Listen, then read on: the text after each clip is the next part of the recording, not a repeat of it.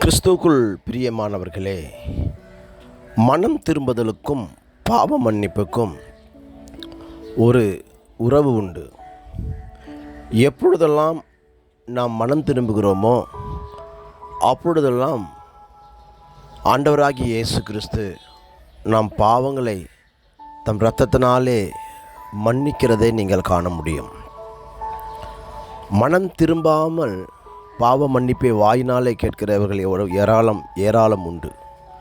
ஆனால் ஒரு விசை நீங்கள் யோசிக்க வேண்டியது, உண்மையான மனம் திரும்புதலுக்கு எப்பொழுதுமே தேவன் பாவங்களை மன்னிக்கிற ஒரு அருமையான காரியத்தை செய்கிறார்.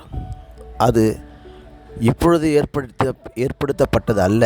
உலக தோற்றத்துக்கு முன்னே, தாயின் கருவில் நாம் உருவாவதற்கு முன்னே மனுக்குலத்திற்காக பாவ மன்னிப்பு என்கிற ஒரு அருமையான காரியத்தை ஆண்டவர் ஏற்பாடு செய்திருக்கிறார். அதனால்தான் எவ்வளவு கொடிய பாவியாக இருந்தாலும் தன் பாவத்தையெல்லாம் விட்டு மன்னிப்பு கேட்டு வரும்பொழுது அவர் மன்னித்து அவனை மறுவாழ்வுக்கு வழி நடத்துகிறார்.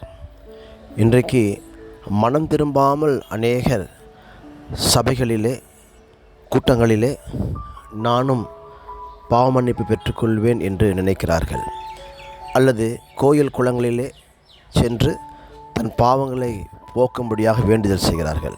ஆனால் ஒரே ஒரு காரியம், உங்கள் இருதயத்தின் ஆழத்திலே நீங்கள் மனம் திரும்பி இருக்க வேண்டும் என்பதை நினைவு கூறுங்கள்.